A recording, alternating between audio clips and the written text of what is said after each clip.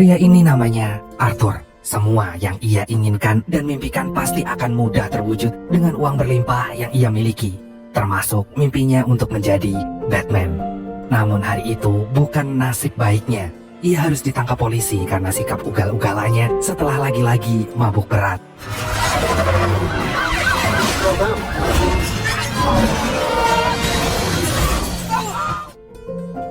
Tapi bukan Arthur jika ia nggak bisa mendapatkan apa yang ia inginkan. Dengan mudahnya ia lepas dari penjara. Bahkan semua yang ada di penjara itu juga ia bebaskan dengan sebagian kecil uang yang ia punya. Bahkan itu saja belum cukup. Setelah itu ia pun mengambil uang $1 juta untuk dibagi-bagikan. Pagi pun menjelang. Hobson, si pengasuh pribadi yang telah merawat Arthur sejak kecil, dengan sabar membereskan kamar Arthur yang sangat berantakan, sisa pesta Arthur semalam. Dengan sabar ia lalu merawat Arthur yang ternyata belum bisa mandiri di usia sebesar itu, mulai dari menyuapi hingga memandikannya. Siangnya, Hobson pun mengantar Arthur ke perusahaan milik keluarga Bach, yaitu keluarga Arthur. Hari itu Arthur diminta untuk menemui ibunya, dan dengan canggung Arthur lalu berjalan masuk ke ruang ibunya.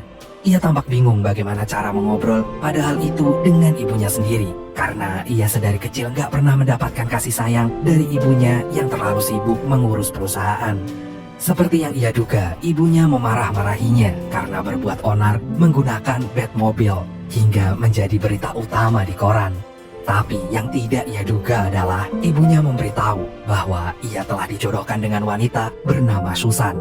Yang ibunya yakin bahwa dia bisa membawa perusahaan Bach menjadi lebih baik. Dengan tegas Arthur menolaknya karena hatinya tidak untuk dijual belikan.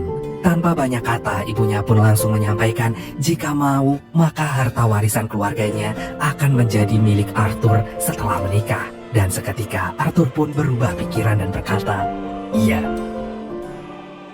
Hari pun berganti, Arthur yang merasa gabut lalu jalan-jalan ke sebuah stasiun menggunakan baju milik Abraham Lincoln yang baru saja ia menangkan di perlelangan. Arthur yang sedang menikmati suasana gak sengaja bertubrukan dengan pemandu wisata ilegal bernama Naomi. Tanpa pikir panjang, Naomi yang mengira Arthur adalah seorang badut itu lalu memberinya uang receh dan pergi meninggalkannya. Namun bukannya tersinggung, Arthur justru tertarik dengan Naomi. Dan karena itulah pertama kalinya Arthur melihat uang receh. Ia lalu mengikuti Naomi, tapi sialnya Naomi ketahuan polisi menjalankan bisnis ilegalnya. Hey! Hey! All in the trading room on the free spirit! Sialnya Naomi akhirnya tertangkap. Untung saja saat itu ada Arthur yang menolongnya. Arthur lalu berpura-pura menjadi tunangan Naomi dan bilang jika tadi Naomi hanya sedang menjelaskan padanya tentang sejarah stasiun itu. Karena dulu mereka pernah kencan di sana dengan mengosongkan seluruh stasiun dan ada pertunjukan akrobat sambil makan permen. Tanpa pikir panjang, para polisi pun melepaskannya. Bukan karena alasan yang Arthur buat, tapi mereka tahu siapa Arthur dan betapa banyak uang yang ia miliki. Gak lama kemudian, Hobson datang untuk menjemput Arthur karena saatnya mandi sore. Dan ia harus segera menemui calon mertuanya. Terpaksa, ia pun harus berpisah dengan Naomi. Sore pun datang, Arthur udah sampai di gedung milik calon mertuanya yang sedang dalam masa pembangunan. Saat masuk, Arthur berprasangka buruk pada mertuanya ini yang memasang teleskop ke arah rumahnya. Tapi ia langsung diancam untuk tidak berpikir macam-macam dan mengikuti alur yang ada karena jika tidak, maka... Hari pun berganti, terlihat Arthur sedang bersama Susan di restoran termewah di kota itu.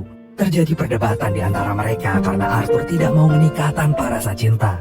Sedangkan Susan dengan jelas menyampaikan ini semua demi bisnisnya. Berbagai upaya Arthur lakukan agar Susan malu padanya. Namun hanya dengan satu bisikan, "Apakah kamu ingat gergaji ayahku?" Seketika Arthur terdiam lalu melamar Susan. Setelah itu Arthur pun menyendiri di mobilnya. Ia begitu frustasi atas nasibnya. Ya, Mimin paham. Memang masalah orang kaya beda ya dengan masalah kita. Gak lama kemudian, Hobson pun mendatanginya. Ia menyampaikan agar tidak memikirkan yang aneh-aneh, apalagi wanita lain. Karena tunangannya adalah sebuah janji yang gak boleh diingkari. Arthur merenung, memikirkannya, dan ia telah membuat keputusan. Pagi menjelang, Naomi yang kembali menjalankan bisnis ilegalnya tiba-tiba dihampiri oleh Arthur. Tanpa basa-basi, Arthur mengajaknya masuk ke dalam stasiun. Dan ternyata, Wow, this is amazing. Thank you. Do you like it?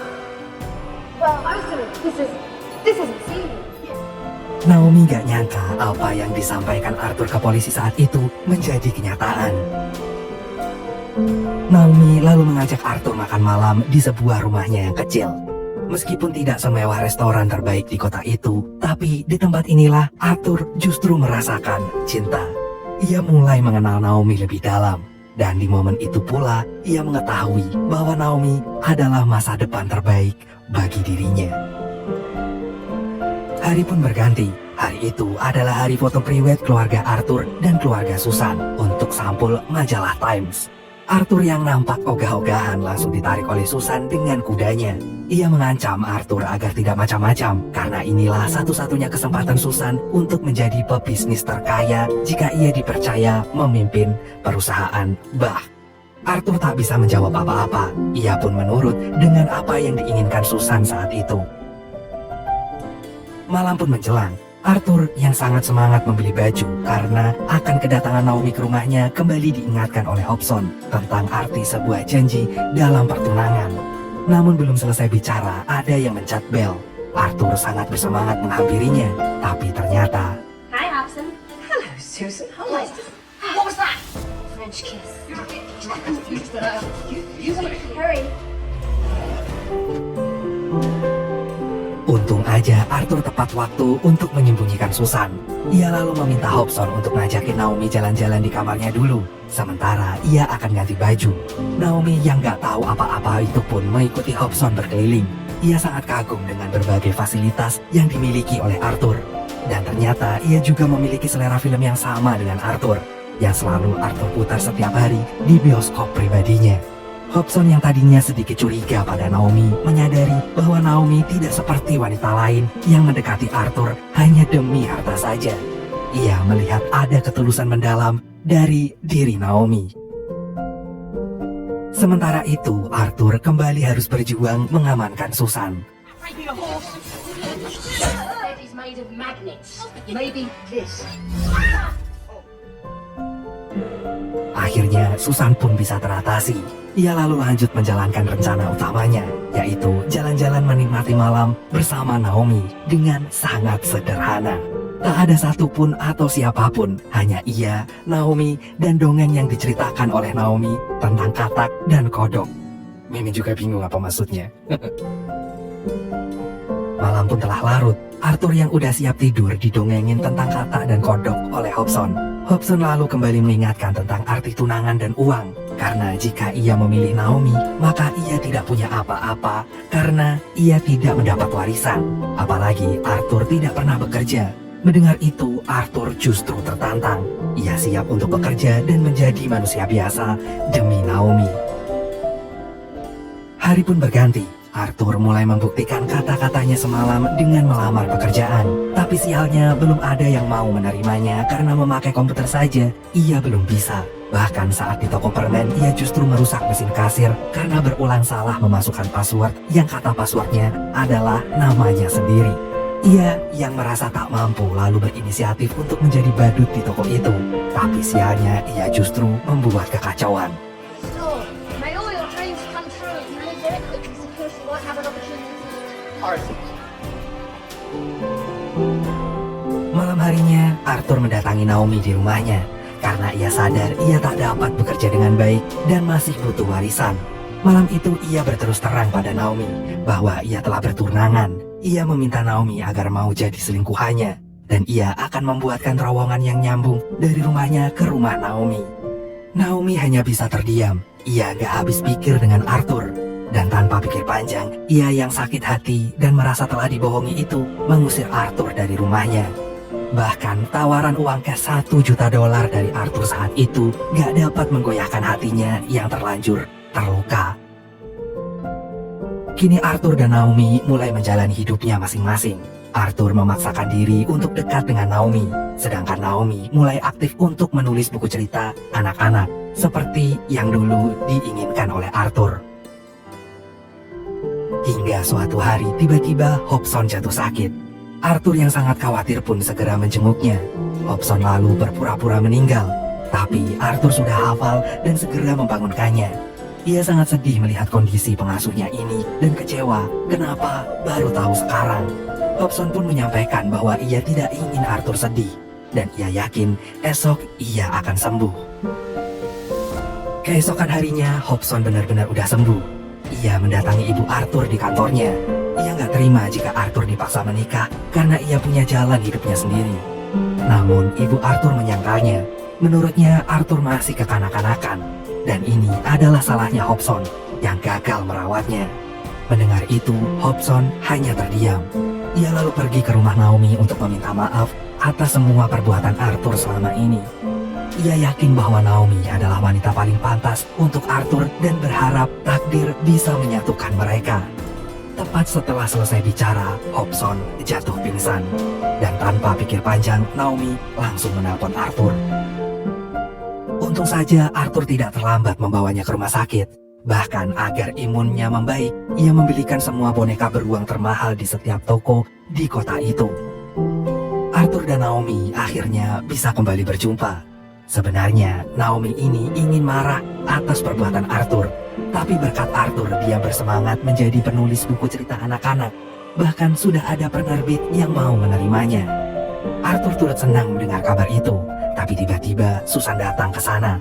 Dan tanpa pikir panjang, ia langsung memberitahu bahwa penerbit yang menerima buku Naomi baru saja dibeli oleh Arthur, bukan karena bukunya bagus.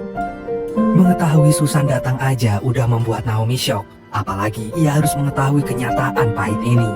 Naomi pun bergegas meninggalkan tempat itu. Arthur berusaha mengejarnya untuk minta maaf, tapi Naomi udah terlanjur sakit hati lagi. Meskipun Arthur bisa mengejarnya, namun hati Naomi udah nggak dapat terkejar lagi. Hari pun berganti. Arthur memulai aktivitasnya yang baru mengasuh Hobson yang udah mengasuhnya selama 30 tahun. Meskipun awalnya sangat kacau karena membuat teh aja dia nggak bisa, tapi Arthur terus belajar dan pantang menyerah. Karena ini semua demi rasa sayangnya pada Hobson.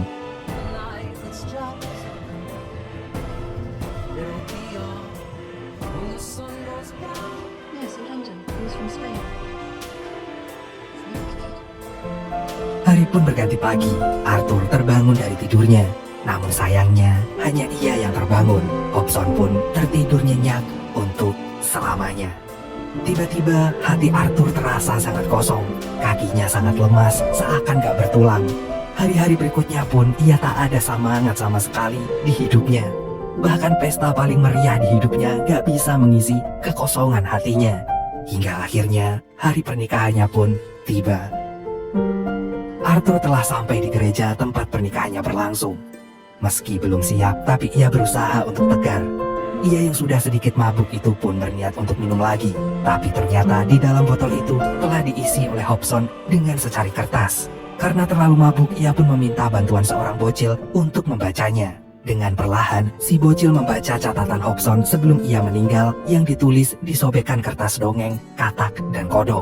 Hobson berkata, ia sangat bangga atas apa yang dilakukan Arthur saat ini. Bahkan ia sekarang bisa membuat teh sendiri. Tak lupa di akhir surat itu Hobson berkata, semua bisa dilakukan selama matahari masih bisa menyinari. Seketika air mata Arthur pun mengucur deras. Tapi momen itu malah terpotong dengan kedatangan mertuanya yang berkata bahwa menangis adalah tugas mempelai wanita, bukanlah tugasnya. Ritual pernikahan Arthur dan Susan akhirnya berlangsung dengan khidmat. Tapi saat penghulu menanyakan apakah ada yang keberatan, gak disangkanya ternyata ada yang keberatan dengan pernikahan itu, yaitu Arthur sendiri.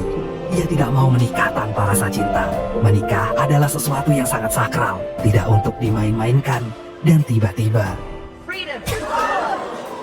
I'm coming back. I'm in the future of this company. untung saja ia dibela oleh ibunya.